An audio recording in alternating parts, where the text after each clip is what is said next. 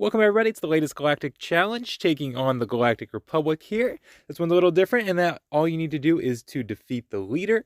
Ideally, you are using an Imperial squad to get the first feat. The Empire leader is going to gain plus 30% max health and protection. Whenever they use a special ability, they're going to call assist, they're going to increase damage. That can be important, and then you're also going to get a Snow Trooper operative as well. That can be very helpful. The Galactic Republic are going to reflect damage, starts at 100%, increases from there. That makes them very, very tough because under that Padme lead, they've got a lot of survivability. So you've got to deal out a lot of extra damage. You've got to have a way to absorb that or heal yourself up, or just avoid taking other types of damage in general. So let's start with the first feat. We're going to use a full Empire squad. This is basically Palp lead, Vader, Thrawn. Those are the big three. IPD's low gear, but he's going to help. Remove some of those debuffs. So we're starting off the same way you always would under a Palpatine lead with Vader. Start off with the Force Crush, go around, ability block as many as you can. Follow up with another Force Crush, you'll gain some more turn meter, and then you'll give the turn meter to everybody else with that Saber Throw. We're going to have to use it on Kenobi here, which is okay. Then he's got that taunt, which is annoying. So we're going to fracture him at some point. Now, I tried to do things a little bit differently here. I did this battle several times, and it looked a little different every time. I was trying to get some consistency. Luckily, we got some stuns there, which was actually very helpful. Got a lot of stuns. That was decent RNG. And I tried to, so you can put shock different places. You can try to put shock on Padme to prevent her from getting that crit immunity, which can help Vader get off a Saber Throw. And I ended up, I don't know why I used it on Kenobi there. I don't know. I was thinking it was going to be a special and call the assist. When you're using a special with Palpatine, you want to make sure you're focusing on Kenobi because he's going to call all those assists, which is going to build up that protection up. But basics you don't need to. You can use the basics on anybody and you won't get that assist. You've got we've got a very useful ally over here. He has really two abilities that can come in handy. He can dispel.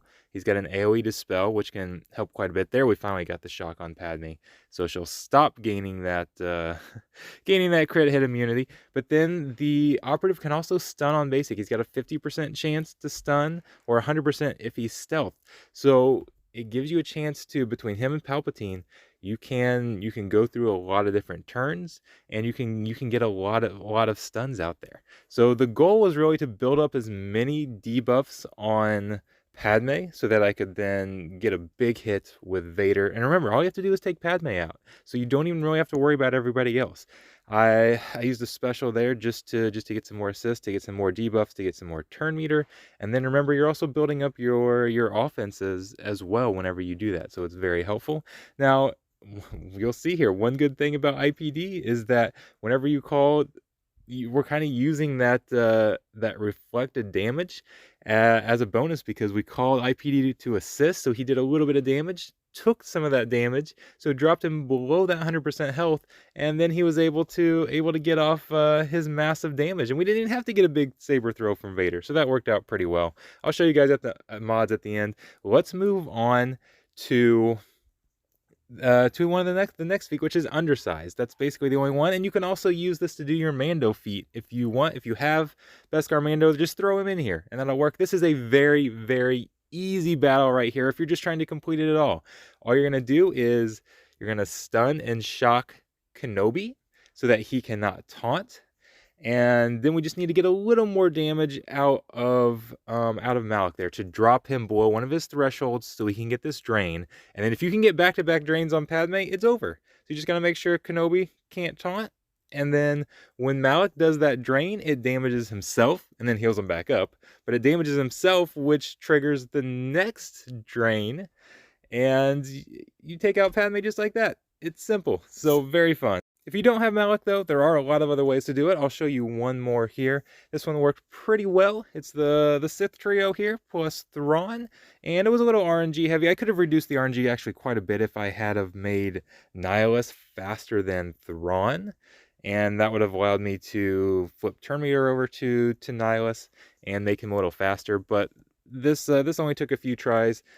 There was a couple times where they went directly after Nihilus, and we're gonna use him to annihilate. So we can't have him dying early.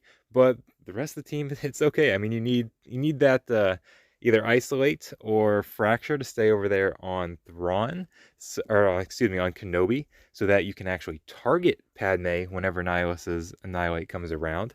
I fractured Padme so that she wouldn't give a bunch of give all that protection up, which would then increase all of that damage, and I might take out the entire team pretty quickly. But as long as Scion's got taunt, they're gonna have to attack him, which is gonna feed turn meter over to Nihilus.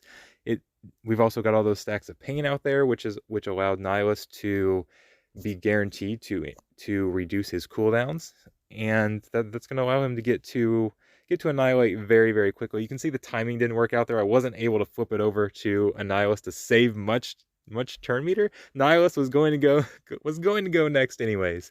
But if you manipulate your speeds a little better, and I'll show you all the mods here next, so you can see the mods for the entire team. If you're able to manipulate your specific speeds better, you can get to Nihilus's Annihilate much faster using Thrawn to swap turn meters. So you can do that much more efficiently. I did not have the time this morning to actually go back and show you the perfect way to mod that. Most people are going to be using Malak anyways, because that Malak team is so easy to use. All you have to do is make sure you land that first shock. That shock and stun after Darth Revan goes, and then it's game over from there. So that's a very easy team to run. But I know a lot of you don't have Malak. On my own account, I didn't have Malak, so I had to run this other team. So I just wanted to show that to you guys. So anyways, you can look at the rest of the mods if you want to. Thank you guys so much for tuning in, and I hope you enjoy this Galactic challenge. I'm a little frustrated because I still can't get everything because I don't have Beskar Mando, but it is what it is. So we got to get past that, do what we can, and get the max rewards possible with the roster we've got. So thank you guys so much. I'll see you for the next one.